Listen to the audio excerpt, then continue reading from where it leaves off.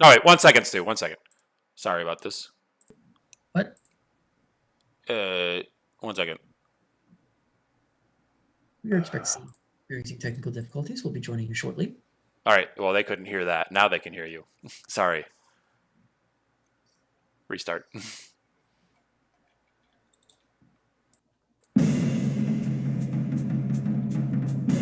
Live on a Sunday night for the last time, it's Semi-regular Sundays. It's our 97th remote show. It's our last Sunday in March and our last Sunday Zoom show for a while with our special guests, Rebecca Rush, Sheria Mattis, Jason Axhorn, Carolyn Portner, and Lancey Joe.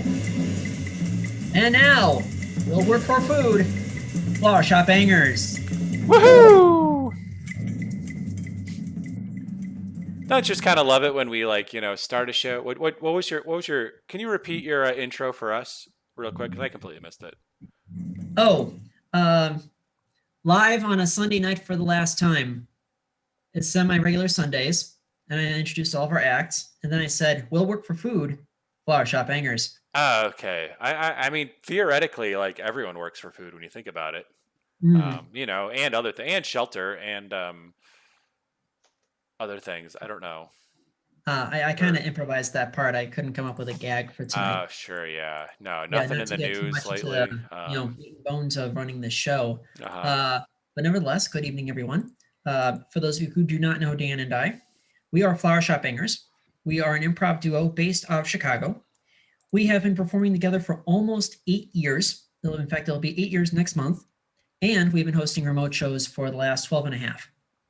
This is kind of a special evening of sorts because, as I mentioned right up front, we are switching to, starting next week, we are switching to a longer weekly show on Wednesdays.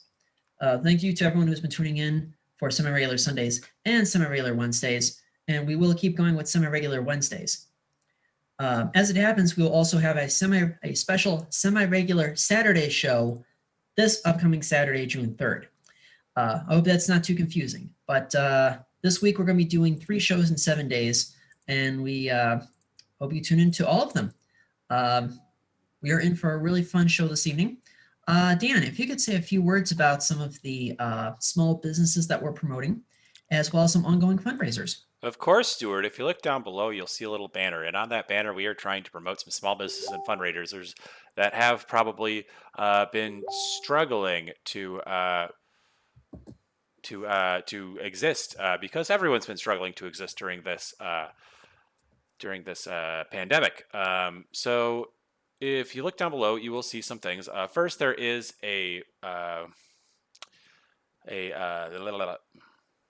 I am struggling for words tonight for whatever. First, there's GoFundMe, organized by the comedian Chris Red. Chris Red is trying to raise money for people who were at Black Lives Matter's protest and were contracted COVID-19. So you can donate to that GoFundMe. You can find a link to it in the description of this event. Second, there is the bar that Stuart and I usually host this show at, and that is Shakers on Clark. Shakers is a really great bar in the Wrigleyville neighborhood in Chicago, and they are currently trying to collect tips for their bar staff. So you can give money there. So if you were at home and you're having an alcoholic beverage, you give the money that you would have given for that alcoholic beverage to the GoFundMe for Shakers. We're still trying to get through this. So we are, there is a vaccine out there, but obviously, we still need to support these businesses. Third, there is a really great gym called Bodi Shak. Bodi Shak is a gym in the Uptown community. Really serves a great Black-owned gym, really great fitness classes. I have a link to their website as well as their GoFundMe to help support them during the COVID. And you can find both of those in the description of this event as well. Next, there is First Sip Cafe. First Sip Cafe is a really great spot for coffee and or tea. Right off the Argyle Red Line in Asia and Argyle. Really highly recommended. I have a link in the description to buy gift cards there. Last and certainly not least is where Stuart and I honed a lot of our comedy chops, and that is at the Comedy Clubhouse. The Comedy Clubhouse right now, the Associated Theater Company is starting some new comedy classes. These are in improv and stand-up, and theatricals is the last one. You can start these at your level of expertise, anywhere from a complete beginner to what they are calling the artisan level. That's really great spot for all of that. Yeah, and other than that, I would just say that if any of you are looking for a shout out in between acts, we always try to let the acts know that who's watching and that people are watching. So please just like the stream or comment on it. Let's keep everyone engaged. Back to you, Stuart. All right, thank you so much, Dan. So you may have noticed I'm looking a little more casual than usual. In fact, I have to say, Dan's actually better dressed than I am. Ah. Yeah, I mean, normally I'm the one in the collared shirt. He's the one wearing a t-shirt. It's Freaky Friday on a Sunday. Anyway, part of the reason why I'm wearing this is my Illinois State shirt. So I did my undergrad at Illinois State University down in Normal, Illinois. It just so happens that today is the 40th anniversary of the launch of my college radio station, WZND-FM, 103.1 FM if you're on the FM dial, if you are anywhere in Central Illinois. So just my little way of, acknowledging the anniversary. Otherwise I'd probably be more fancy dressed than usual, or more so. Nevertheless, we have a really wonderful show for you this evening. Closing out the night, of course, is Barbershop Bangers. Woo! Doing a 15-minute improv set. Right before the Bangers, out of LA, we have comedian Rebecca Rush. Woo! Right before Rebecca, out of New York City, we have comedian Sheria Mattis. Woohoo! Right before Sheria, also I believe in New York, we have comedian Jason Oxhorn. Woo! I probably should have asked before the show, but since 90% of the comedy scene is either New York, LA, or Chicago, free shot at being wrong. Nevertheless, right before Jason, from Naperville, Illinois, but presently in Los Angeles, we have Carolyn Portner. Woo! And leading us off this evening is a comedian we have not seen or heard from in a while. And I feel like this is partially my fault. We had him in our show at Underground Lounge back in early 2017, a couple of times, as a matter of fact. And for some reason, I don't know if he just kind of lapsed our mind or we just got sidetracked or something like that. We have not had this comic back on our show until now, and we're hoping to rectify that mistake. He's a really phenomenal comic, presently based in Chicago, but originally from Tennessee. Please welcome Lancey Joe. Hey, Flower Shop Bangers. Thanks for having me, you guys. Yeah, I was just thinking about when the last time I saw y'all was, and I thought it was near the Obama administration. It's been a while. It's been a while. Definitely pre-planned. Pandemic. I can't talk either. I apologize. I'm not trying to make political statements. It's so good to be out of the house and in y'all's house right now. This is so awesome for me to do this. I haven't left the house. The only person I've talked to in about 3 months is my girlfriend, and I'm not convinced she's real. I'm not sure. I'm trying to do some beautiful mind stuff and trying to figure it out. So I'm actually in New York right now. I moved to New York because the prices in the East Village dipped below $10,000 a minute. So I was like, I got to get over there. I've got to get there. And I actually, you know what, since I'm in New York and we're talking about it, I'll give you the tour of my apartment. All right. That's it. This is my apartment. I've got a beautiful 25 square foot apartment in the East Village, like I said. And it makes me think, realtors in New York have to be very creative to describe some of these apartments. I think the word cozy is thrown around a lot, which means tiny. That's what that means, tiny. I actually asked my realtor when I was looking at apartments. I was like, hey, what's the exact square footage on this apartment that I'm looking at? And she said, how big's your imagination? So I went from there. Anyway, so the one thing I miss about being in Chicago or in New York or, being away from Mississippi or Tennessee, where I'm originally from, is that I miss my parents. I miss my parents real bad. And they didn't want me to leave. My dad, I remember he said, don't go to New York. The crime's too bad in New York. And I'm from Memphis originally, I don't know if y'all know about the crime rate in Memphis, but it is comparable to anywhere.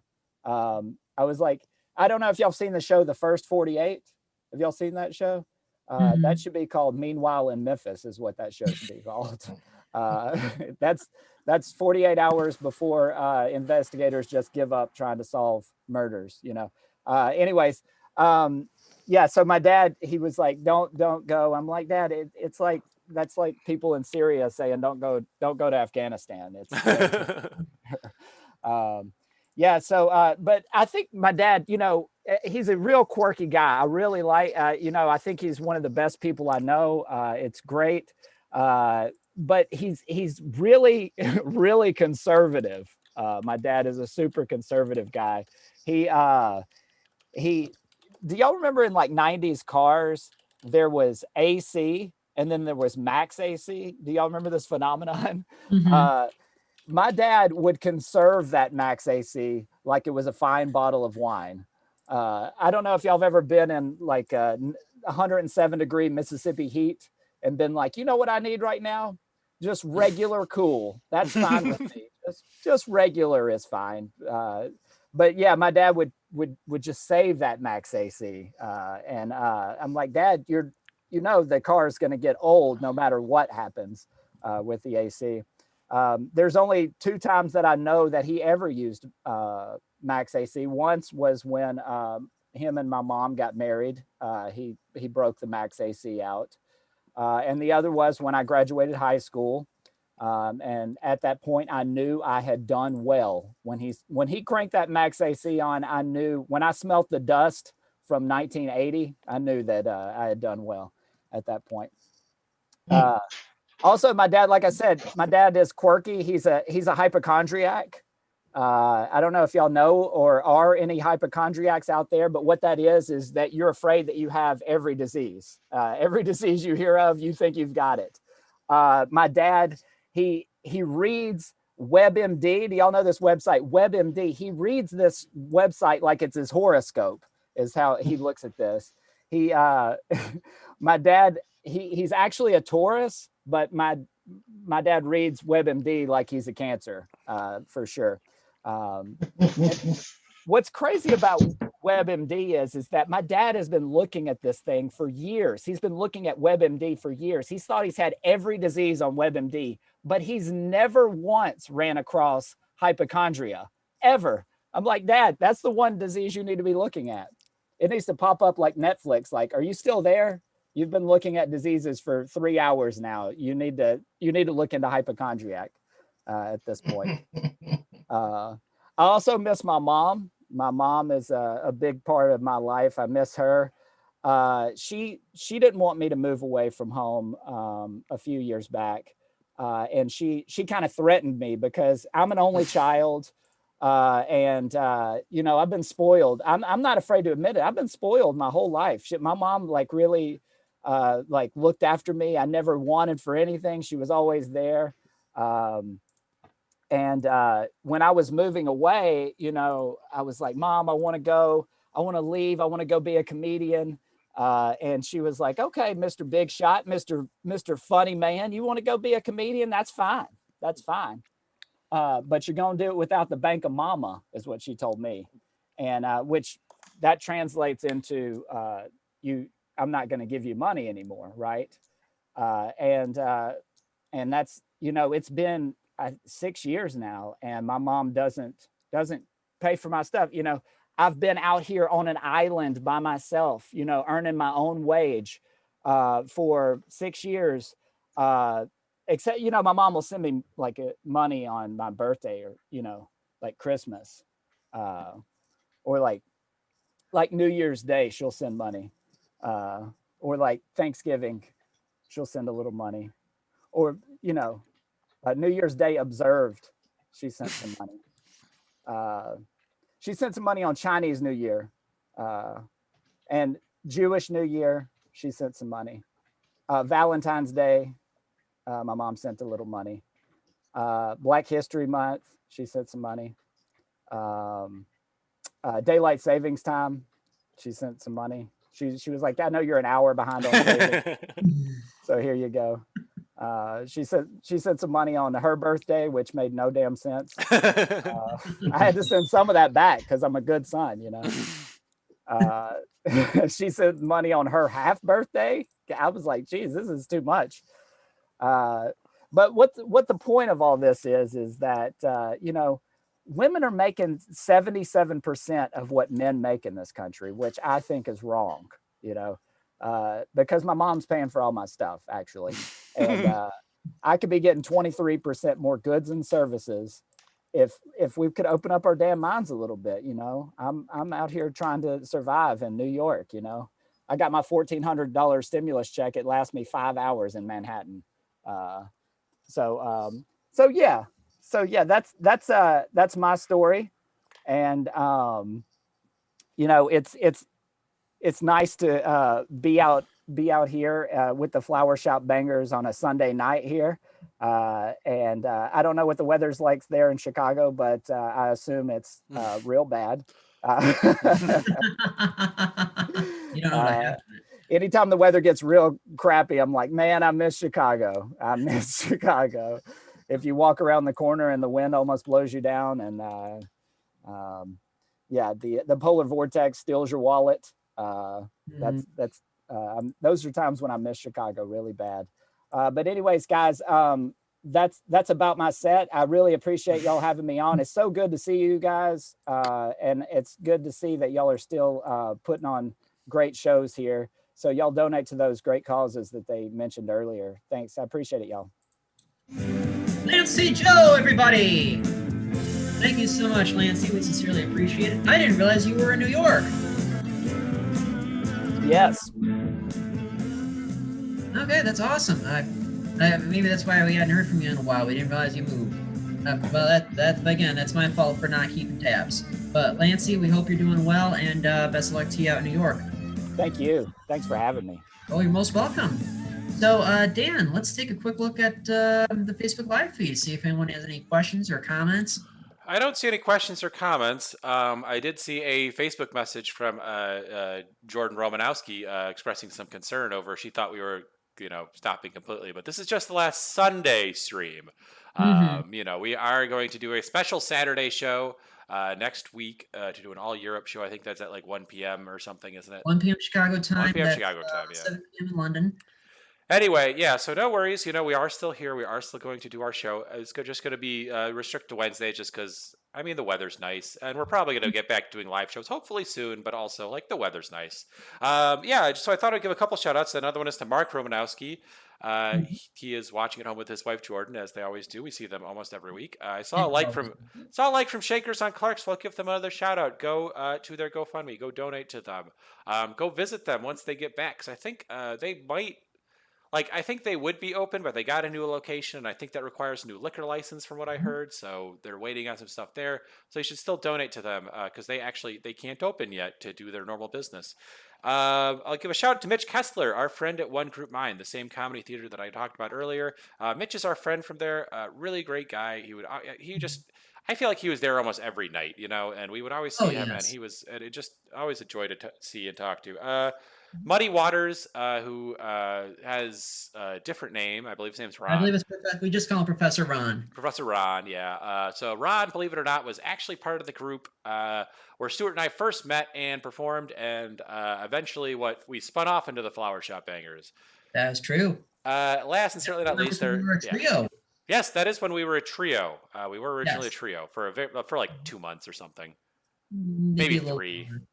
Yeah. I feel like it kind of broke off like that. It was like a spring-summer fling, and then all of a sudden, one of us decided we were going to go teach English in Thailand, I believe it was. Yeah, that was Thailand. Something like that, yeah. Yeah. Thailand, Singapore, somewhere. It was Thailand. Yeah, it was and then last but certainly not least, Sally LaRue, my girlfriend. She's watching at home with her dogs, Louie and Monty. Always great to hear from everyone. So that's all I got. Back to you, Stuart. Of course, and my apologies to some of our audience if I alarmed you with the announcement. I had posted something on Facebook earlier in the day. I guess some people had missed it. Again, we're not walking away from Zoom by any means. But starting April 7th with our 100th remote show, we're going to be doing a longer show on Wednesday nights. So please make sure to check that out. Again, we have 3 shows this week. We're doing a show tonight, a show Wednesday, and a show Saturday afternoon. So please make sure to check all of those out. So before I get to our next guest, just one small piece of business. When Dan and I moved to Shakers on Clark in July 2018, or at least when we moved our show to Shakers, we began a 2-man campaign to save Chicago barprov. So for unfamiliar, barprov, basically improv in a bar, but not necessarily exclusive to improv. So essentially you're seeing free comedy variety in a bar, so there could be some stand-up, there could be solo sketch, there could be dance, burlesque. On one occasion we booked a mind reader, we've had, poetry readings, all that. And Flower Shop Bangers came about during kind of the golden age of Chicago barprov in the early and mid 2010s. There were barprov shows all over the north side of the city. Obviously we were Underground Lounge, but as Lancey will definitely remember, but there used to be shows everywhere from Mullins and the Horseshoe and the Crocodile Lounge and a number of other bars scattered throughout the city. And one by one, these shows started getting canceled, probably because there were probably too many of them. The bars started going out of business. 2 of the bars I just mentioned are long gone. And maybe for that reason, for others, people started moving in a different direction. So by the summer of 2018, the very concept of barprov in Chicago had its back against the wall. In fact, at the time the pandemic started, I think it was down to our show and show at the Holiday Club on Irving Park Road. Mm-hmm. So as an incentive for keeping Chicago barprov alive, we created this improv tip jar. Yes, correct. There is cash inside this tip jar. Yes, I designed this cup myself. It took an entire Saturday afternoon. And it's a way of our audience to not only, show how much they appreciate the show, but it's our way of giving back to our performers. And as it happens, there are, by my count, $24.50 inside this tip jar tonight, which means split 7 ways. All of our performers tonight are going home with $3.50. Woo! We did not tell any of our performers this was a paying gig. So if you are enjoying the show and you would like to give back to our performers tonight, you are welcome to Venmo me or Dan, and you can do so with the Venmos right above there. I'm pointing up 1 finger, Dan's doing 2 for emphasis. Yeah. But again, we're not competing for the tips. Again, everything's going to get split 7 ways. If you donate $7, that's an additional $1 for each of our performers. Plus, I like doing the long division in my head. It's a fun challenge for me. Clearly, the pandemic is taking its toll. Without further ado, our next performer is originally from Naperville, Illinois, not far from where I grew up, Downers Grove, and is presently based in Los Angeles. She is about to launch a brand new podcast called Medium Rare and will be guest starring on an episode of Mixed Dish when its 3rd season starts next month. Please welcome back to our show, Carolyn Portner. Oh, hello! Oh my God, I have to correct that. I am not an actress. There is nothing about me that can act. I wrote an episode of Mixed Dish, which is like, ooh, party. Hey, even better. But I am not an actress. I should not be in front of a camera. I will probably, I'm like that character in Knives Out who just will vomit at the idea of, but it's like I will vomit at the idea of being on screen, I think.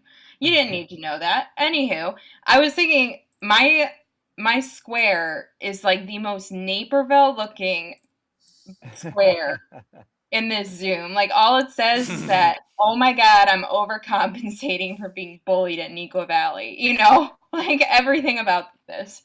But what are you going to do? I don't know about you guys. I think we're a year into the the demic, and I'm feeling a lot of like screen exhaustion. Like, I think we all are, but like, I cannot look at another goddamn square. I am so done. Like, can we like mix it up and make it a triangle or something? A hexagon? Let's do something different. I spend a lot of time on Zoom, almost like 12 hours a day, like in whatever these writers' rooms, and it's a lot of time. And it's become to the point where I get like, I WebMD'd this. You would like it, Lance. I WebMD'd, like, I think I had like cyber sickness. Like, I was getting nauseous and my eyes are going blurry and twitching, and it's too much, right? And I've been realizing that it's like, you know, it's kind of like life imitating life, you know, which is a saying I'm going to make work, so don't yuck my yum. But it's like, the way that I feel about screen exhaustion it's so similar, like the nausea, the eye pain, like the headaches. It's so similar to how I feel on dates with men, you know? Like, the only difference is that the screen isn't asking me, so, what's your poop schedule like? That's been, you know, thank you, screen, for that. I think dating in LA it's hard. I think you can imagine, you're all in big cities. It's hopefully, some of you sound locked up, so nice. Got 2 dogs at home waiting for you, Daniel. How nice. And a woman too. That's nice. But I feel a lot of dating app exhaustion. I think we're all just at this point swiping left. Ew. No? Is this relatable? At this point, Hinge is causing me more nausea than like LA pollution induced allergies are. So, if I have to see another man on a hike / stripping of a bass fish scenario, I'm good and done. Or I do not need to see. You do not. Okay, here's the thing. I'm realizing I don't get dick pics sent to me. I get people's like handmade crochet sent to me. Like, they're just sending me like, this is my artwork. That's what you get in LA. You don't get the dick pics. You get their handmade crochet that they're so proud of. Oh. I'm so lucky. But I think at this point, like, the LA dating scene, it's resisting me. It's full on resisting me. And this is about the time where you have to ask yourself, what about me is attracting men who play banjos?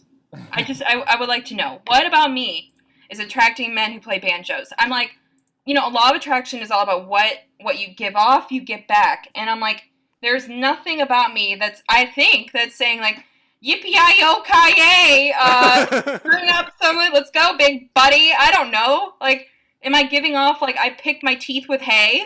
Like, there's nothing. I guess my hair kind of has like some hay vibes. So, like, this is where they're getting. But I'm like, what can I change about myself? Or what can I show more, be more out there about it to say what I want back. Like, what I want back from the dating world. And I was like, I went down the list of thinking, I want someone who's self-aware, you know? So maybe I need to be channeling more like Tony Robbins, like self-guru vibes, and just start screaming at men, you know, go for your dreams or die, you know? And then I'll get back like the go-getters, possibly. But then there's also like a negative to like this channeling Tony Robbins thing. Because my thought is, I'm just going to get a lot of moderate Republicans. Because that's all these lifestyle gurus are at this point. Is like they are undercover Republicans who are coming off as like woke as fuck. But you know that they're like, but this guy isn't going to affect my taxes. Their conscience is not following them to the ballot. Anyway, that's my minor Tony Robbins rant. I know it's great.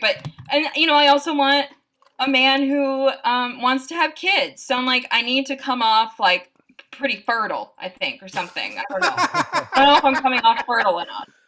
So I was like, I think that maybe I need to pursue like a side hustle of like being a breeder of some animal, because then I just feel like breeders are 100% probably like getting a lot of men who are fertile as well. You know, like they're kind of lining up. It's the attraction thing, the law of attraction, I think. But I was trying to figure out, like, what is, like, the most fertile or, like, most producing of babies animal? And it's ants. surprisingly, they produce 4 million freaking babies like in a moment. So I'm going to become a little ant leader. I don't know. Look, I'm spending a lot of time alone, and I'm spending a lot of time alone. I also, I want someone who's like creative and funny. So like, how can I give off that creative, funny thing more? Like, I don't know. I think I do it pretty well. Pretty much insane. But I think what it is I need to give off more improv vibes. I'm not giving off enough improv vibes. So every time I meet a new guy, I'll just say, hey, pick a word. I'll act it. And it'll be the whole thing of the date. It'll be it'll be something like, hey, he tells me cheese, and I just start rolling around like some mozzarella balls. And then he can roll around like mozzarella balls, and then we can make mozzarella ball babies, and it'll just be fucking amazing. But, haha, JK, I cannot keep up with improv. You guys are on a whole, I wish. But my last thing about law of attraction is how the hell did Ariana Grande attract Pete Davidson? That, I know this may seem like old news, but it's not old news to me, because I'm having this like moment where I truly think that I'm destined to be with Pete Davidson. I don't know, it's all I think about anymore, because I'm like, I think I'm the only one that can handle him. I think I am the only one that can handle that man. So I think that it's the best for me to maybe like just keep using this Pete Davidson vibrator I got on Etsy and just hope I attract it. That. I don't know. We can all dream. Another little tidbit about me, besides the fact that I apparently really want to date someone if I'm trying all these different law of attraction things, is I have a rare disability. It's where I was born with large benign tumors all over my body. It's all good, you guys. I have great hair and an awesome witty personality, so it totally didn't affect anything. JK. But the tumors they're fine. They're not trying to kill me. They're just hanging out on my bones. I like to say they've been throwing ragers on my bones since 92, I mean, 30 years of partying. That's like some good time gals and guys, like this is like, it's like the, prohibition, but for the bones. Yep. We're making analogies now. They're socialites. That's all I'm trying to say. I've been doing a lot of work with the podcast about like meeting more people with disabilities and like opening my eyes to more experiences, and it's fucking awesome. But I went from someone who had a really visible disability where I had tumors on my shoulders, and people would always ask me like, hey, can I hold it? Can I touch it? And I'm like, bitch, touch this. You know what I'm saying? Let's find another bump that you can touch. But the big thing with going from having a visible disability to an invisible disability is I get a lot often now. It's like, well, I can't see it. And I'm like, this is how I think my tumors are talking at this point. I'm like, bitch, they don't want you to see it. Like, they're humble. They don't need the spotlight. You know what I mean? Like, my tumors are humble. The visible ones, they're really just show-offs at this point. No, I think maybe I'm attracting asshole men because my tumors have the personality of like a fucking snappy old woman at this point, who hasn't been laid in 25 years. Meta? I don't know. Well, thank you guys so much. I feel like that's all the schnitz I got right now for you. Thanks, Stuart and Daniel. This is so fun. Partner, everyone, your future square dance partner. Thank you so much, Carolyn. We're glad you took time out of your all the crazy, busy, awesome things that you're doing right now. And best of luck to you out in LA. Hey, Dan, any updates? Yeah, I thought I would give a shout out to Michelle Thomas, who is watching. Always great to see her. She's been a fan of the show, and we see her fairly often. Mm-hmm. Also, apparently, I guess my dating profile gave off improv vibes. According, my girlfriend just texted me and told me that. So, hey, I guess I don't even know what I did. It's all about the zip zap zop. It's all about that zip zap zop. You got to give the zip zap zop energy on your profile. As long as you're not passing the clap. Mm-hmm. Oh, God forbid. Yes. Also, if you have missed any part of tonight's show so far, do not worry. this whole show is being recorded and saved and archived on the Flower Shop Bangers Facebook page right after this show ends. That's facebook.com/Flower Shop Bangers. And you'll also find an almost complete archive of all the remote shows we've done over the past year plus. So if you missed any of our past shows, including the show we just did this past Wednesday with veteran TV writer Michael Rowe, it's right there. Woo! You can practically binge the bangers. Just think, we've been doing 75, 90-minute shows. This is our 97th show. Mm-hmm. So, when you do the math, that's something like 140 hours of content, Dan. Yeah, it's a lot of content. Yeah. I mean, it would take you 6 days to watch basically every Bangers remote show from beginning to end. Mm-hmm. If that's you're something. looking for something to do, I mean, Yeah. I don't know if anyone here has any hobbies or other interests, but Yeah. I just want to put that out there. Think of all the banter that Stuart and I have done over the last year, and that's what you can come to expect. Yeah. Or if you just want to cut to like the last, 15, 20 minutes of each show just to see us, I mean, that alone, if you do the math, that's, something like over 24 hours. Yeah. Yeah. Whoa. Yeah. Whoa. We've done 24 hours of improv this whole year that is all available via the internet. Yeah. On Facebook Live and YouTube Live. Damn. We also have a YouTube channel too. Yeah, we do. Yeah. Yep. Just putting things in perspective. Our next comic is based out of New York. Really phenomenal comedian. Please welcome to our show, Jason Oxhorn. Woo. How's everybody doing? Good. All right. Awesome.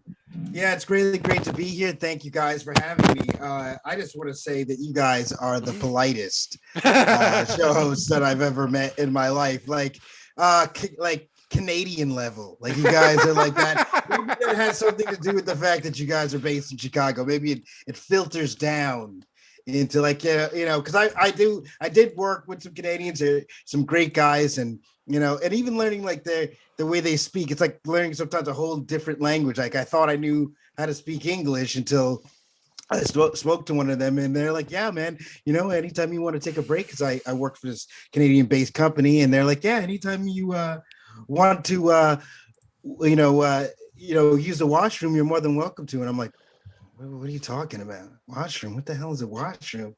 Yeah, man, the washroom, whatever. I'm like, oh, bathroom. Okay, I'm sorry, man. I had to, the politeness, it's crazy too, because I'm used to New York, where like you're walking across the street, on a red, it's a red light for the cars, and you're walking across the street, and they're like, hey, buddy, get the fuck out of the road.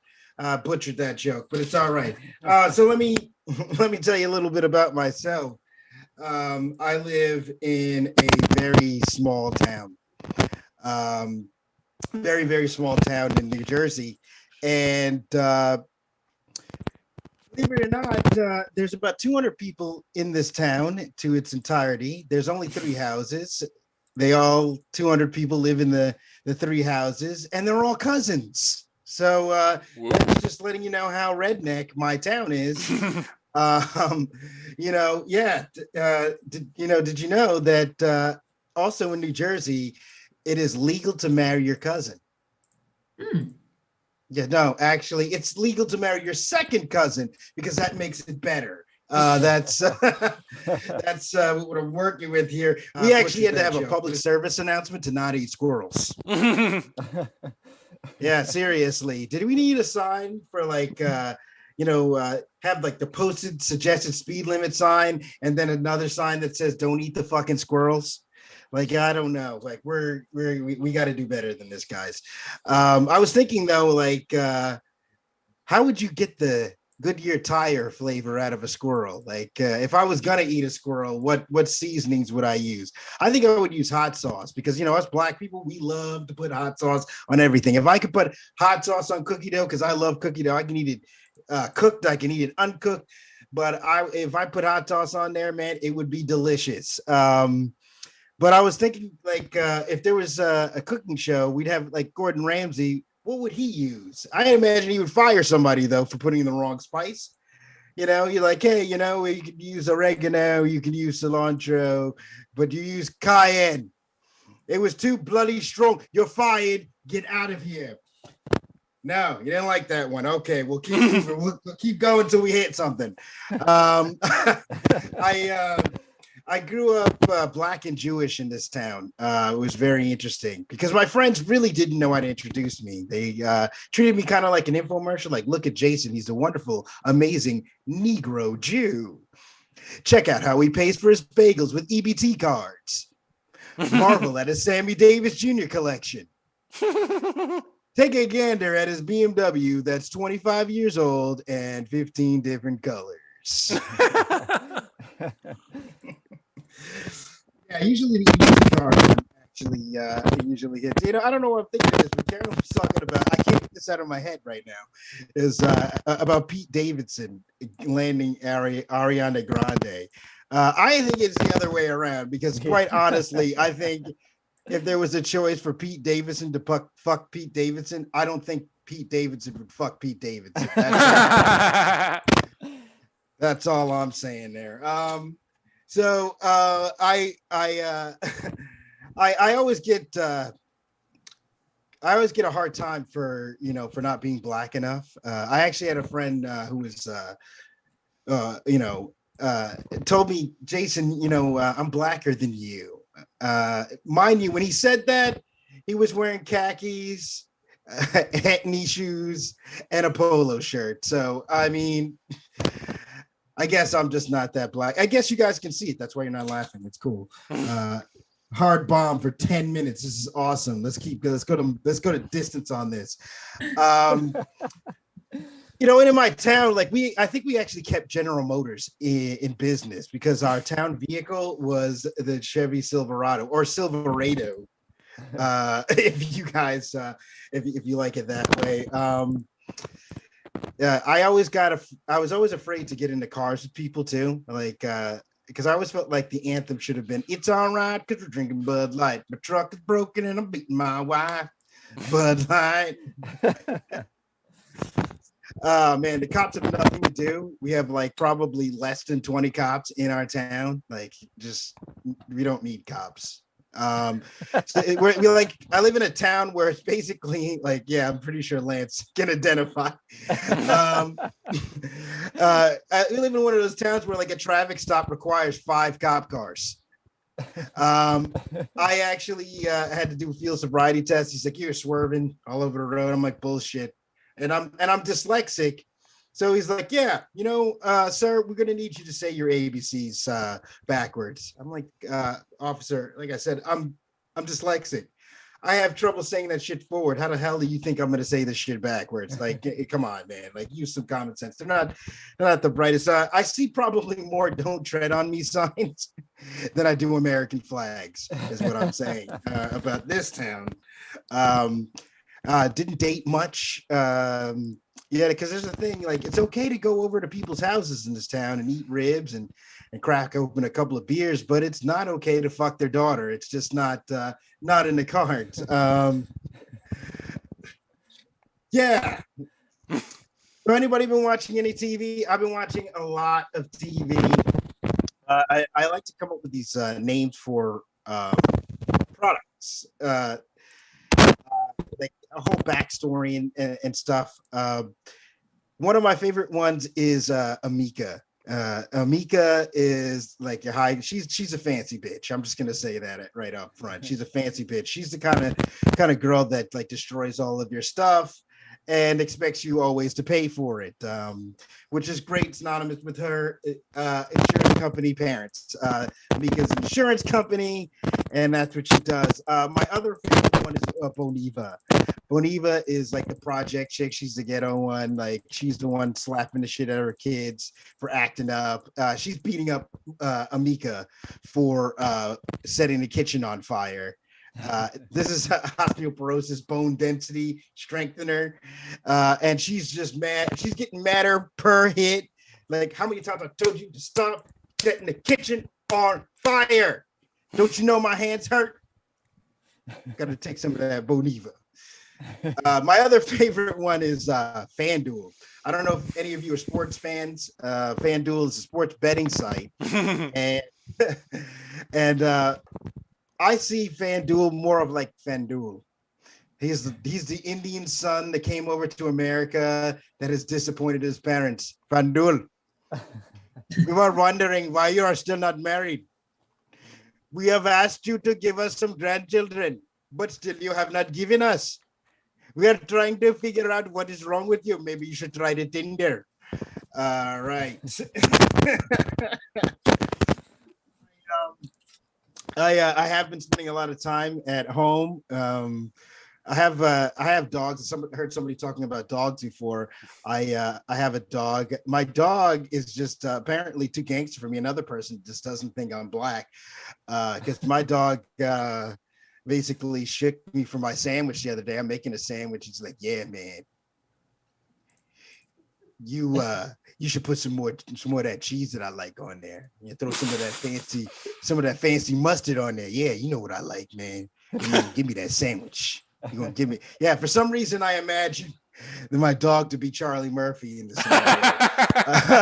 I don't know why. Reincarnated into my dog. It's where I get my material. Yeah, my dog also peed the floor recently, which is fun. But the interesting thing about it is that when he peed the floor, he looked at me with the most gangster look on his face and stared me in my eyes. He's like, yeah, this is happening. You ain't gonna do shit. You're just gonna go and get them paper towels and you're gonna clean this shit up right now. That's what's gonna happen. And I was like, all right, I guess should I get the bounty or the Ronnie? Which one should I get? I don't know what I'm doing.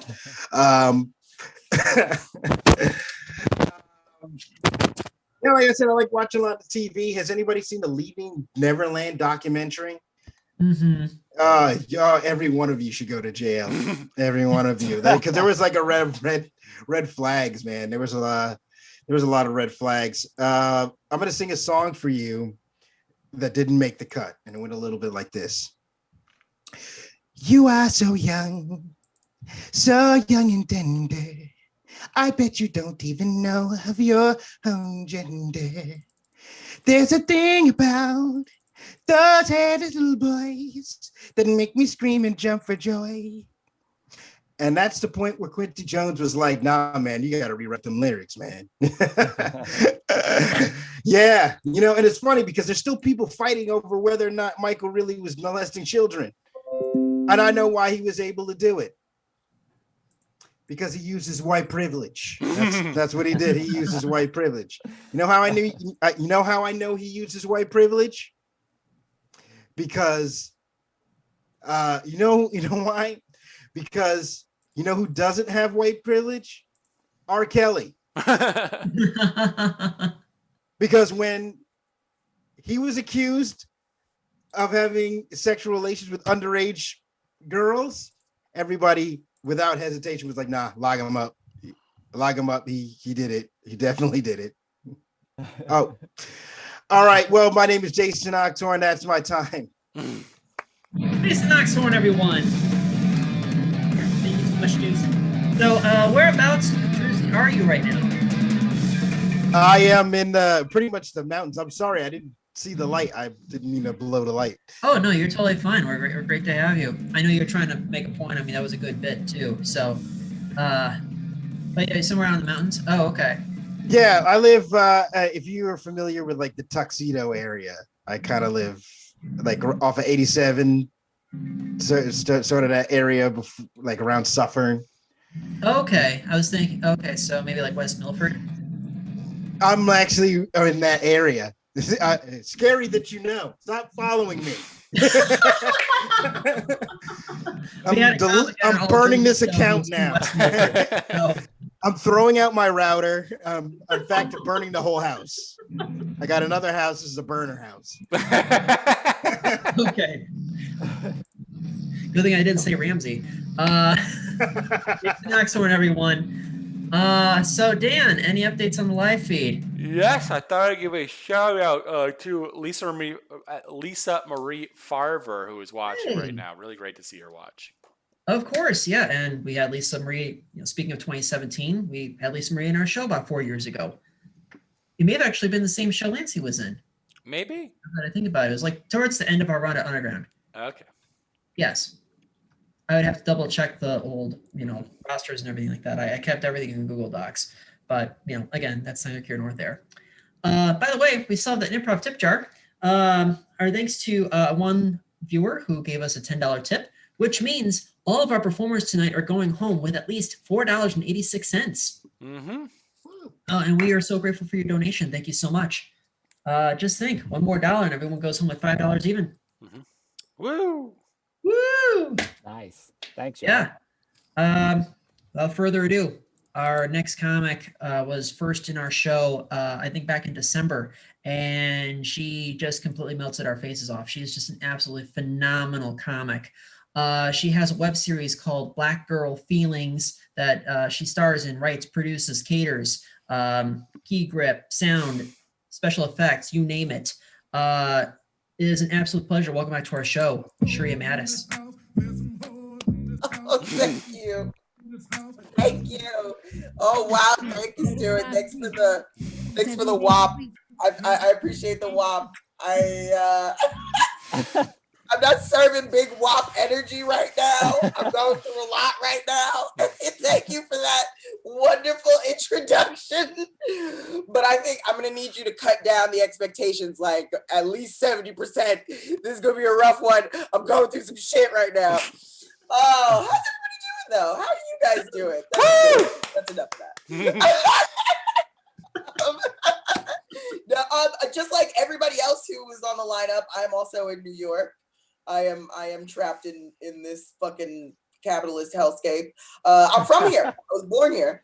I was born in Brooklyn. I'm from Bed-Stuy. No, it's fine. That's cool. There was a time though where that shit used to mean something, right? There was a time it used to be Bed-Stuy, do or die, right? Right? That was from the tourism board, right? Y'all know. Oh, right. It was back then. It was Bed-Stuy. It was known as the home of Biggie and Jay. You know what I mean? Like I used to just be able to just yell that shit out in a fight, and then not have to actually fight. You know what I mean? Just be like, yo, nah, fuck that. I'm from Bed-Stuy. No, I got niggas that will clap you. Scared the shit out of everybody at my academic summer camp. It's different. It's different now, right? It doesn't have the same social currency it once had, right? Gentrification, everything. It's just different, right? I can't be like, yo, who the fuck you getting loud with? Nah, fuck that. I'm from Bed-Stuy. That's the home of Biggie and Jay. And also home to the premier artisanal vegan cupcake shop for dogs in the tri-state area. gang, nigga, like, I can't, that's not gonna work. That's not gonna work at all. Look, Stuart's not scared. That white man's not scared. I can't even scare Stuart. This is some bullshit. I don't know. I'm queer. I know it's cool. I know Stuart's got shooters out here. I'm queer, which explains this. Depop, sustainable. I'm queer. I actually I started out identifying as a lesbian, right? Like, because I started out dating girls. And I didn't start experimenting with dick until college, right? I didn't care for it at first though. I was like, it's different, right? It's weird. Like, what happens to the part where I come? Weird. It's different. I don't know. Like I said, I'm going through a lot of shit right now. I'm going through some personal medical shit. Shit's about to get real. Fuck you. I have fibroids. I don't know if y'all know what fibroids are. Shout outs. No. Okay. Fibroids, they're benign tumors. They say benign, but I don't know. They seem pretty mean-spirited to me. They grow in the uterus. They're big. Sometimes they grow. This is the big benign tumor show. This is the special big benign tumor show. gang, son. Yes. I don't know. I don't get the Pete Davidson thing. That man has scabies. I do not get it. I will never. Oh, what? That's that for that? What? Oh God, I don't know. I don't know. I'm attracted to men, but not rats. Anyway, but I mean, no shade. If you like it, I love it. Anyway, the fibroids. I've got these mess. So I've got a lot of fibroids. I've got fibroids. And I'm gonna have to go into it. 80% of people with uteruses have fibroids, and yet nobody talks about it. There was no episode about fibroids on the Magic School Bus. And that shit would have been amazing. Don't lie. That shit would have been great. Anyway, I have fibroids. I have 9 fibroids because I can't do nothing half-ass. I got 9 huge fibroids. And I'm not feeling sexy. I don't feel like a sexy lady. I feel like a mother possum. Besides the deadly disease out there, but whatever. Anyway, I'm getting a hysterectomy. Finally, I'm scooping this fuck up uterus. Fuck this uterus. It's gone. And so I'm getting a hysterectomy, and I'm starting these Lupron shots, and they cause me to go through menopause symptoms while I'm going through an extremely bloody menstruation. So that's what I'm experiencing at the moment. And by the way, menopause when you're 30, do you want to know what menopause looks like when you're 30? It is, it's basically, it's me on the toilet, butt naked, crying to Elliott Smith, drinking ice water. That is what menopause looks like at 30. It's awful. That was my day, y'all. And so I finally, right when I logged onto this Zoom, I started the first of the final blood. That's what I'm calling it. The first of the final blood, because this is the last blood. Doesn't that sound metal as fuck? Doesn't that sound metal as fuck? My last period before my hysterectomy, that sounds depressing. The final blood? That's fucking metal, nigga. That's fucking cool as shit, right? Whatever. Y'all don't see the vision. It's cool. How much time do I have to nonsense? 3 minutes. 3 minutes? Yeah, you have 4 minutes. All right, cool. Are you guys down with like body positivity? Is that that's my ministry? Yeah. That's my gospel. A lot of people think about body positivity. I'm really big on it now. I'm really trying to get back on it. There was a body positivity movement that people don't really think about. It's called #SaggyBoobsMatter. Mm-hmm. That resonated with me in particular because I am a proud, long titty bitch, okay? Okay? I got some long ass titties, okay? Right? Everybody's still talking about WAP, you know what I mean? What about the lap? You know what I mean? Fine. No, it's cool. Like, I got some long ass titties. They grew in like that, right? It's nothing with age. They grew south, right? You know? There's like, how do I describe them? Like when I take my bra off, what they do, they unfurl. Like they basically like they like ancient titty scrolls, just right on down to the floor. It's what it is, right? It's what it is. It's long ass titties. It's what it is. And I used to be very insecure about them. I used to I was saving up money for a while to get them surgically fixed, right? That's how I thought about them. I thought that they needed to be fixed, right? But like long titties are natural. Long titties don't need to be fixed. All right. That's fine. No, that's fine. That's why I'm here. I'm here to educate, and that's why I'm here. Okay, that's why I'm dressed like I'm here. I'm here to lead a meditation. That's why. It's cool. Hear me out. Hear me out. First of all, long titties are practical. All right, right? Think about it. Right. Right now, when you leave your house, what's the first thing that you forget? Right? Oh shit, where's my mask? Right? If you got perky titties, you got to run back in the house and go and get your mask to be a responsible citizen. Okay? Not me, right? Not me. All I got to do, whip a titty out, wrap it around my face. I'm good to go. Okay? Better protection against the new variants than the KN95. I believe the science will vindicate me, but it's cool. It's cool. Hear me out. Point number two, right? Shit is dangerous, right? What if I need a weapon, right? You know, what if somebody roll up on me from behind or some shit, right? All I gotta do, whip two titties out.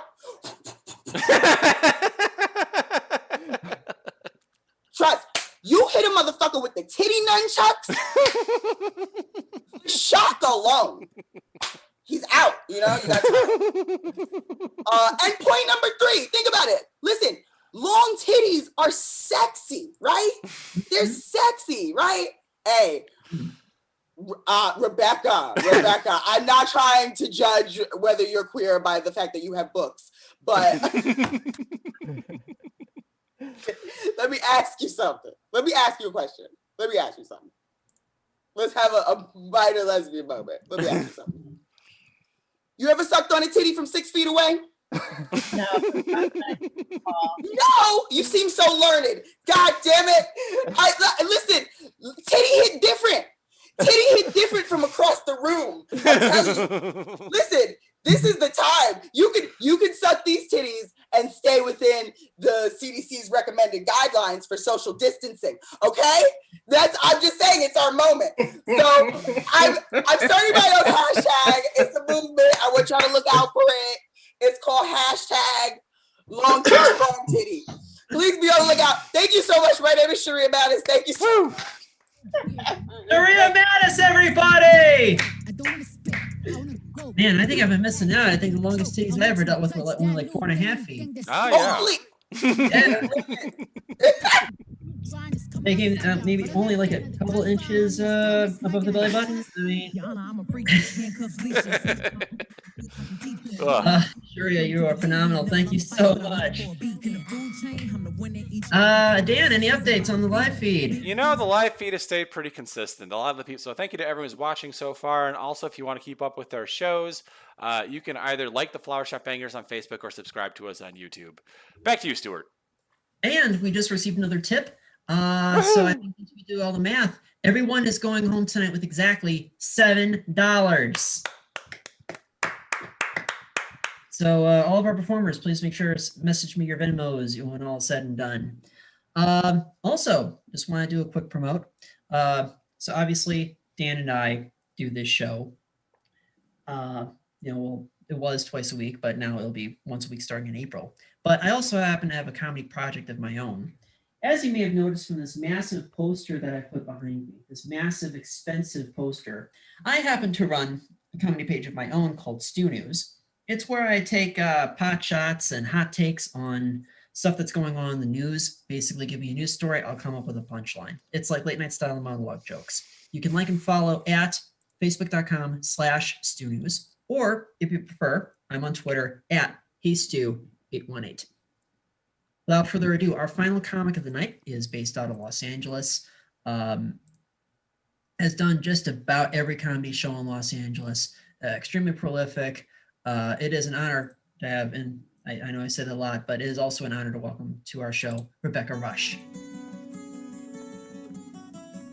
Hi.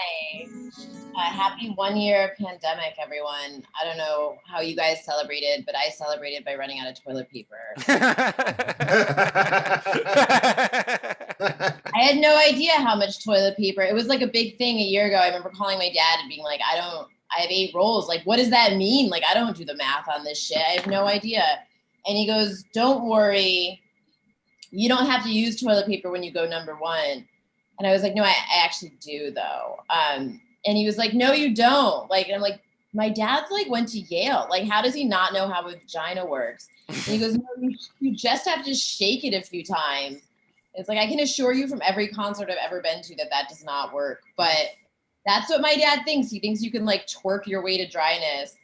I just came from Passover, which was nice. My stepsister put me on an iPad and put me in the corner.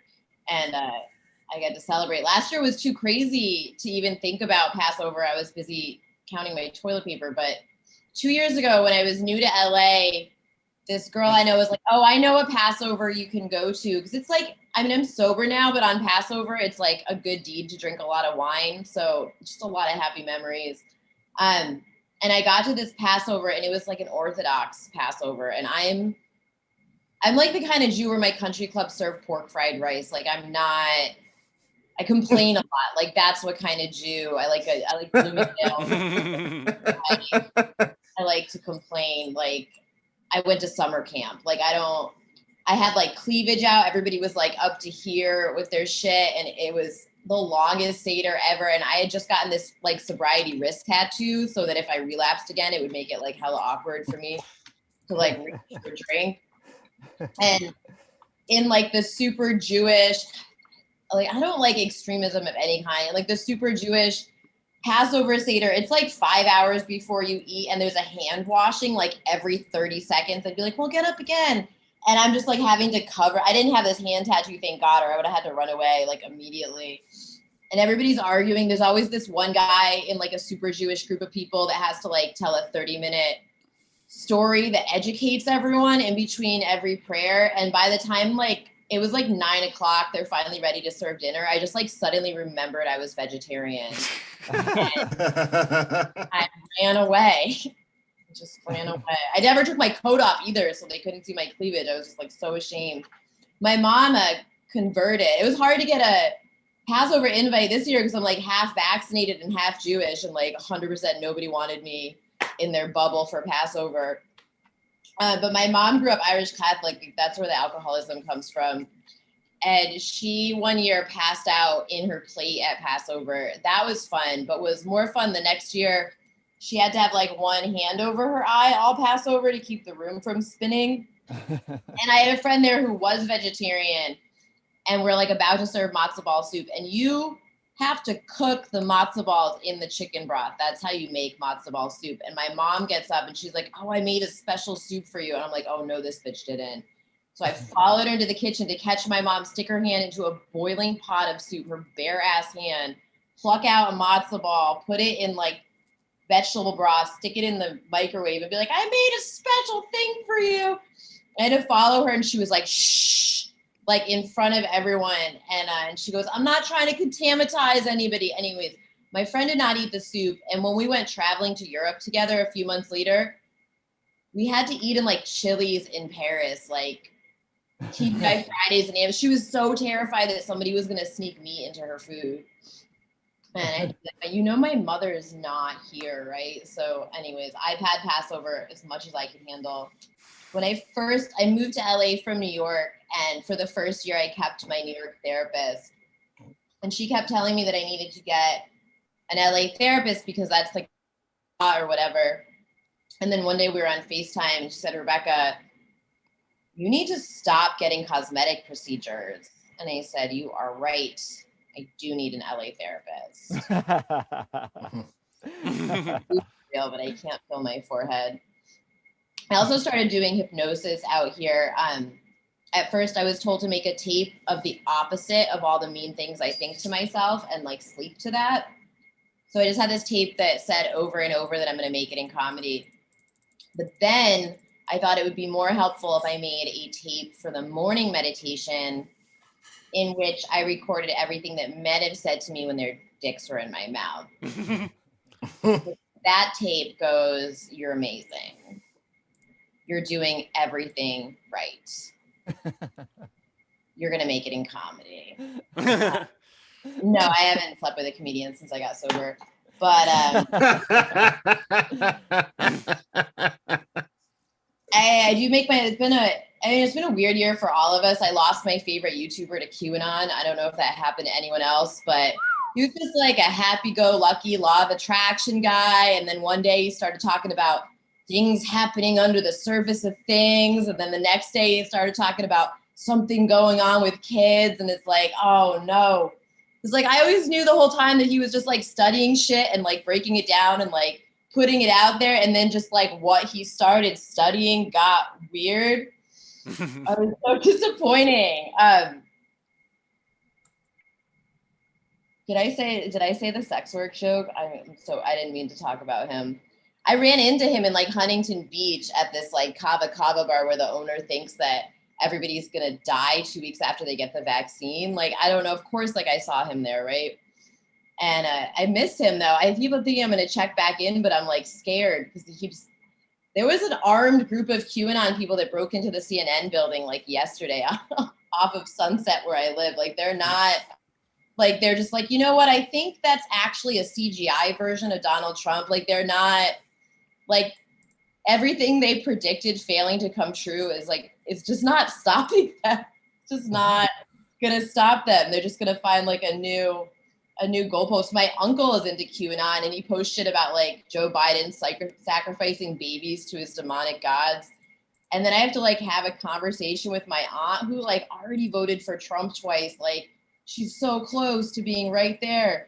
And I'm just like, all right, can we like agree that you can't be demonic and a god at the same time? Like, I mean, I had like a day where I like watched all that shit and I was like, well, I don't know. I could believe like J-Lo looks too good for her age. I could maybe believe she drinks baby's blood, but they're all like specifically obsessed with Ellen DeGeneres. And she was born old. Like, Ellen DeGeneres was born 45 years old. She's never done anything to look young. She's never had to. She's rich and she probably eats great pussy and she's super funny. Like, she absolutely is not murdering anybody to look a way that she's never looked. And they're all like so fixated on her. I actually had a client that showed up and started talking about QAnon and I was like, oh no. But then I was like, oh yeah, this guy will believe anything, right? I'm a sex worker. So I told him that I wanted pictures of us together. So he'll believe anything. And then I sold him on my OnlyFans. I was like, just think you're super hot. He was totally fell for it. He's like, yeah, I am super hot. Like, also, Donald Trump's still president. I have been fired from every job I've ever had. I don't know anyone else. Like, I got fired from being a real estate agent. Do you know how hard that is? They don't even pay you. They deactivated me. I sold one house as a realtor to myself, which got foreclosed on, but that wasn't even why they deactivated me. It was because like my husband found a picture of my coworker's dick in my Palm Pilot and called and threatened to murder him. They don't like that, even if they're not paying you. A guy that I went to Jewish youth group like 25 years ago followed me on OnlyFans recently, and I knew it was him because his name was like Noam Raucher. Like, that's a weird. It's not like Michael Fuckstein, but he's like a rabbi now. It was so fucking weird, and he has like all these podcasts because like he got divorced, so now he's like Jew Rogan. But I think he just like wanted to. And then I like looked him up, and I'm like, he doesn't even have a temple. He's like a fucking rent-a-rabbi. Like, I think then he admitted that he'd seen me on like the escorting site. I'm like, oh, you're just like, can he ask me out on a date? I'm like, you're just trying to take me on a date, like without having to pay for it. And I was like, oh my God. And I listened to one of his podcasts and I was like, I can't. Like, do you ever listen to somebody's podcast? You can't ever date them after that. Like, well, on his podcast, he said that like, he believes all women that don't have children just haven't met the right guy yet. And I was like, whoa, dude, you better take your LGBTQ ally flag down, like, performative fuck. But it just made me mad because, like, I don't know. I don't think that, like, I owe the world some replacement contribution. Like, how about, like, my carbon footprint is my replacement contribution? How about, like, not bringing more alcoholics into the world? Anyways, I blocked him, but I went to block him on my OnlyFans and it was like, would you like to refund him? And I was like, oh, hell no. Like, I'm not giving him $15 back. Are you fucking kidding me? I'm also Jewish. And because is it weird if I look at your OnlyFans now? Because like your boobs are on there. Just like making it so fucking weird. So I restricted him. He can't message me and he can't make comments. And then I went to Vegas and made content with a male porn star. And I was like, suck on that, Noam. I felt good about that. It was like perfect timing. My old roommate, and I'll leave you guys with this, was on Adderall and weed all the time. So she was like in this huge rush to do nothing. And he told me I should never talk about sex work on stage because people would judge me. And he said, bitch, judge me all you want. At least one of us has a relationship with your dad. All right. If you enjoyed my comedy, follow me on Twitter, RebeccaRush639. If you didn't enjoy my comedy, follow me on OnlyFans. It's RR639. Thank you. Rebecca Rush, everyone! Thank you so much, Rebecca. And I didn't realize this until during Rebecca's set, but this is the second show in a row where our last act was from Connecticut. Whoa. You would know that. I mean, that's like that is a Stuart Allard fact there that he would remember about our shows. Yeah, because we had comedian turned writer Mike Rowe. He's from Waterbury, and then Rebecca's from West Hartford. Not that far away, honestly. Yeah. Probably, I don't know, 25, 30 minutes apart from each other. Sure. I've never been to Connecticut. I'm just making assumptions about the geography. With that said, Dan, can we take one last check-in on the Facebook Live feed to see if anyone has any arguments or grievances or... No arguments, no grievances, no new shout-outs, but I thought I'd say another thank you to everyone who's tuned in so far. We really appreciate everyone who's watched. We appreciate the donations and just everything that's happened tonight. Honestly, it's been a really great show. I've had a lot of fun. Oh my goodness. I mean, you were all phenomenal. So I have to take a second to just thank everyone if I don't have a chance to do so after the show. Thank you, Rebecca. Thank you, Sheria. Thank you, Jason. Thank you, Carolyn. And thank you, Lancey Joe. You were all great. I feel like the Semi-Regular Sundays Zoom show has gone out with a bang, suffice to say. And again, we're still going to do a Wednesday show. We still have a Wednesday show this coming Wednesday. We're going to be closing out the month of March with more great stand-up comedy. We're going to have our friend Pratik Rostova. I guess he's working on another comedy album. Plus, we're bringing back Sanal Ajarwal, Olivia Bailey, Aaron McBride, and Emma Esther Cohen. That should be another really awesome, well-rounded show. Also, want to mention, we still have the improv tip jar. Again, everyone's going home with $7. So, if you want to throw another 21 and make it, $10 even for everyone, I'm just giving you that option. Also, if you need more information or you are seeking more information about Flower Shop Bangers, you can do so at flowershopbangers.com, all one word, and it'll send you a link to our Facebook page as well as our YouTube channel.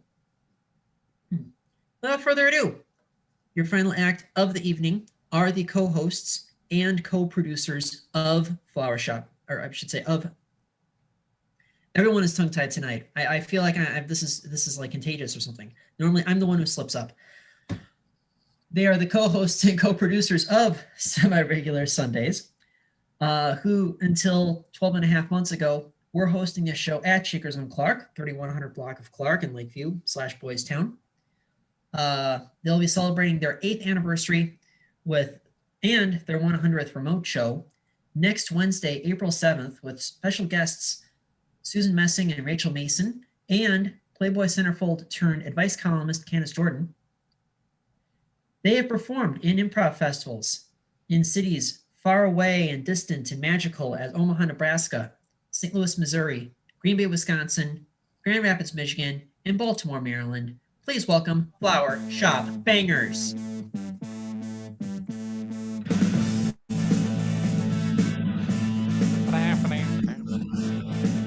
Good evening, ladies and gentlemen. We are the Flower Shop Bangers. I put Stuart and my Venmos right above my head, and those will be up for the duration of this set. If you are looking to make any last-minute donations, if you're watching at home, we really, honestly, and although honestly, we just appreciate that you watched this whole time. Honestly, it's really great. But all those donations will be split amongst all the performers. Mm-hmm. With that said, we are the Flower Shop Bangers. We're going to do some improv, and we get weird with it.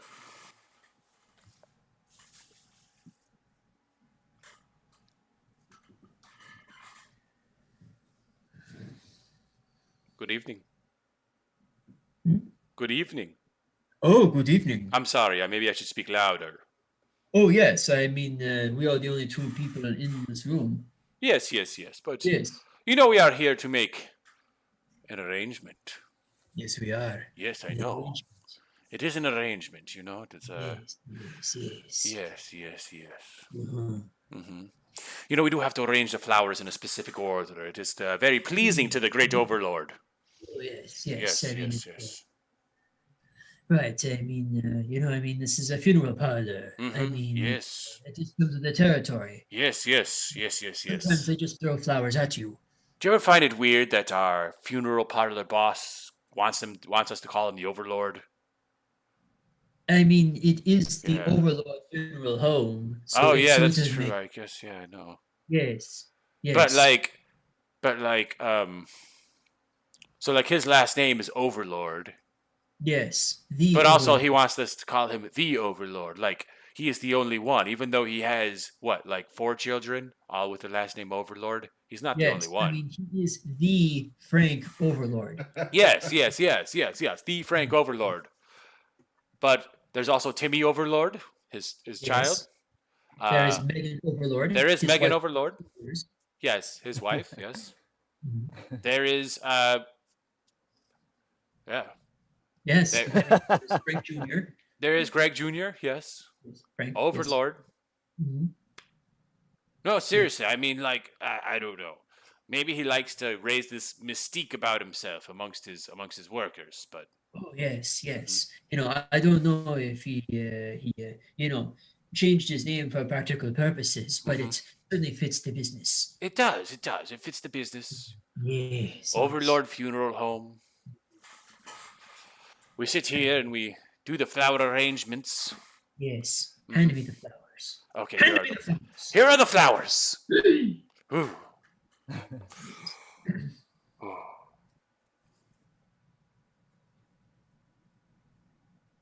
You're spelling the name Jones. Yes. It's a third Jones this week. It must be, I don't know. Do you think it's just a coincidence, or do you think there were multiple people in the Jones family that died?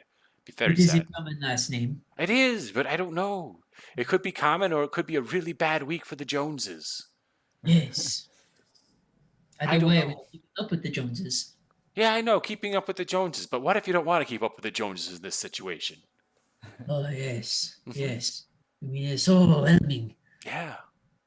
Oh, I don't look at the bodies. It's just, I don't want to look more ghoulish than I already do. I know, you look pretty ghoulish. Oh, thank you. I mean, truth be told, if we had 2, Brodersons in the same week, you would probably think, that's such a unique name. We can't necessarily we'd probably assume it's from the same family, and that would be, really sad. But with Jones, it's just what? Yes. Yeah. I mean, you look just as creepy and ghoulish as I do. I look pretty creepy and ghoulish. I am well aware. Oh, yes. I mean, I know we have both struggled on the Tinder and the OkCupid. Yeah, no. I feel like my true love is my job. I agree, It is true, It might be nice to find love, to find something outside of here. Mm-hmm. And truth be told, this is a very time-consuming job. My God, the Overlord, he runs us. Runs us like slaves. Yes. Not really, but, to be honest with you, I'm kind of into it. What? Yeah. Really? Yeah. Yeah.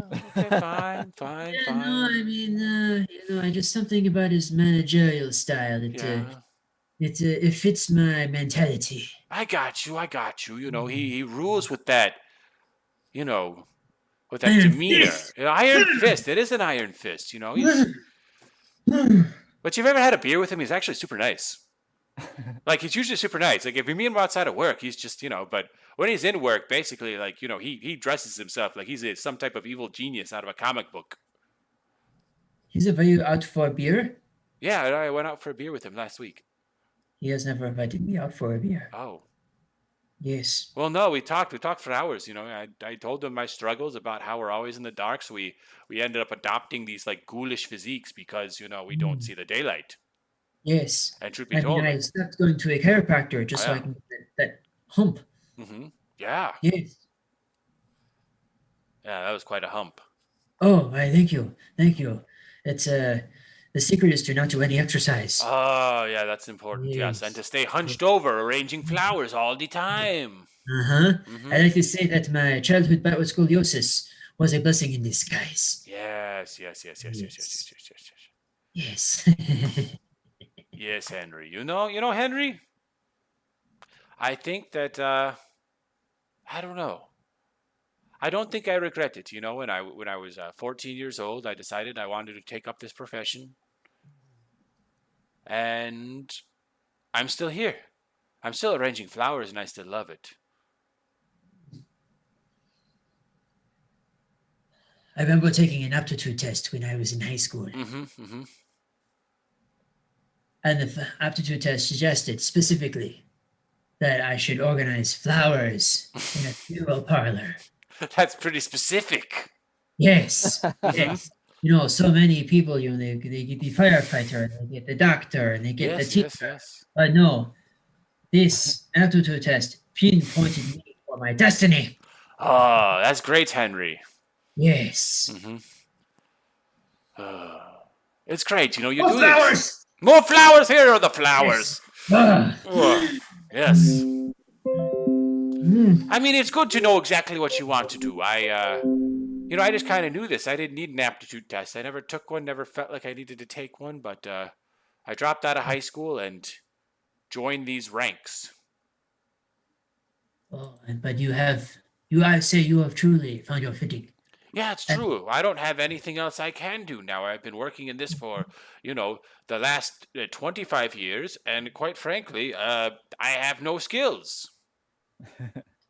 Oh, well, boy, it would really stink if this funeral home were to close, that's for sure. Well, I mean, maybe I could find another funeral home. I have been conversing with the people on the forums. The forums? Yeah, you do need to think of, what's going to happen if this one goes under. There's a limited amount of funeral homes. There are really only 10 in this area. But, if it came to it, I'm going to tell you something. There are hearses that could pick you up and take you to the next one. You can sit in a new basement arranging new flowers. Yeah. I get it. I was surprised too. I didn't realize this. I didn't realize. It is in my head. There have been whole communities of flower arrangers for funeral homes that I have found. Goodness. I'm sorry if this is too much information. Oh, I mean, it's a, I it was guess a joy when I discovered the internet too. I am so laser focused on what I do. I keep forgetting that there's an outside world. It is hard to remember that. But people are alive, not dead. That's true. Or they are not in childhood caskets. Yes, and they do not have ghoulish features like you and I. I mean, sometimes I see them on the Tinder, on the OkCupid, on the Bumble.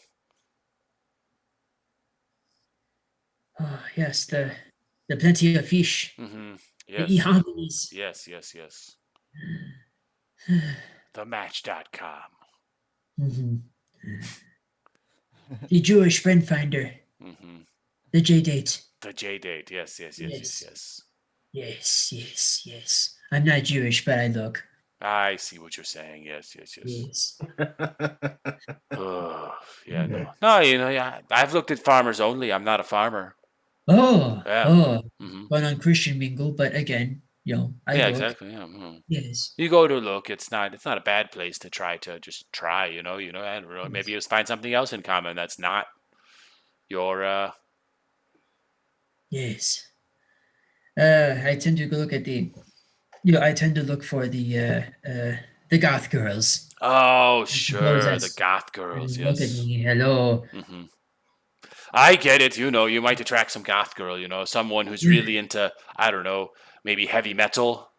Oh yes. Or emo. People that like their Cure and their Sisters of Mercy. Yeah. Yes. Oh. Yes. It is. You've had some difficulty dating, haven't you? Oh, but yes. But I consider this is my betrothed. Just arranging flowers in a dimly lit basement. I don't know if I could find a better calling. I gotcha. Yes. It makes sense, you know. I feel like I get to the point where it's like, hey, let's meet in person. And then I'm like, in person? Yes. Why would we do that? Well, you know, I wouldn't mind getting a beer with you as long as it's Okay, gotcha. Yeah.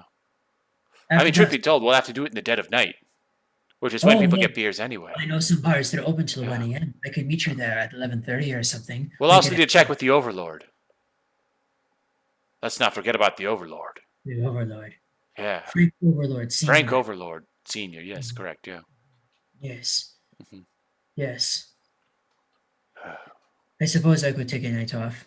Yeah. You know, normally I arrange my work hours so that I am working from dawn until dusk. Oh, yes. Yes. Which means the days are longer right now. Yes. But when the days are shorter, it's a lot more convenient. That makes sense. I'm Yeah. a lot more flexible with my schedule. I mean, then you Yes. could work from 9 o'clock to 4. I don't know if I could do baker's hours. I don't know if I could do the first shift. Oh, Second shift, maybe. yeah.